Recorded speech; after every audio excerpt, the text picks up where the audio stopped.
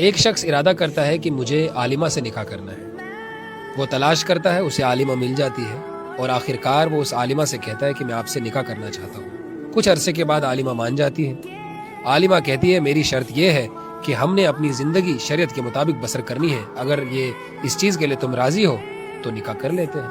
آخرکار نکاح ہو جاتا ہے. یہ اسے اپنے گھر لاتا ہے. کچھ عرصے کے بعد یہ عالمہ تقاضا رکھتی ہے کہ تیرے والد اور تیری والدہ میرے ساس اور سسر کی خدمت مجھ پر کوئی فرض نہیں، لہٰذا شریعت اس چیز کی اجازت دیتی ہے کہ جب تم نکاح کرو اپنی بیوی کو الگ مکان میں رکھو.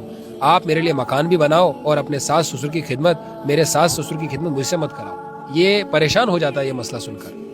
اب یہ مسئلہ لے کے کسی عالم کے پاس چلا جاتا ہے. عالم صاحب سوچ وچار کے بعد ایک حل نکالتے ہیں. کہتے ہیں آپ جائیے، اسے کہیے کہ شریعت نے مجھے اجازت دے رکھی ہے کہ میں دوسرا نکاح کروں گا تو میں نکاح کرنا چاہتا ہوں. آپ کی جو شرطیں ہیں وہ میں مان لیتا ہوں، آپ کو الگ گھر میں رکھتا ہوں، لیکن میری جو شرط ہے یہ بھی تمہیں ماننی پڑے گی. عالمہ کہتی ہے کہ میں اپنی شرط واپس لیتی ہوں، میری کوئی شرط نہیں ہے، میں تمہارے ماں باپ کی خدمت بھی کروں گی اور اسی گھر میں رہوں گی. اسی لیے کہا جاتا ہے کہ ہم کسی پہ شریعت تھوپ نہیں سکتے. بس اسلام نے جو دائرہ بنا کے رکھا ہے ہمیں اس میں زندگی بسر کرنی ہے. عورتوں کو اپنے سارے مسئلے حالات کے مطابق بتانے ہیں اور مرد کو اپنے سارے مسئلے حالات کے مطابق بتانے ہیں، جہاں پر شریعت بھی انسان شریعت کے خلاف بھی نہ جائے اور حالات بھی درست رہیں. اس لیے جب بھی آپ کے پاس کوئی مسئلہ آئے، کوئی حالات آئے تو آپ عالم کے پاس جائیں، مشورہ کریں، انشاءاللہ کوئی نہ کوئی حل ضرور نکلے گا.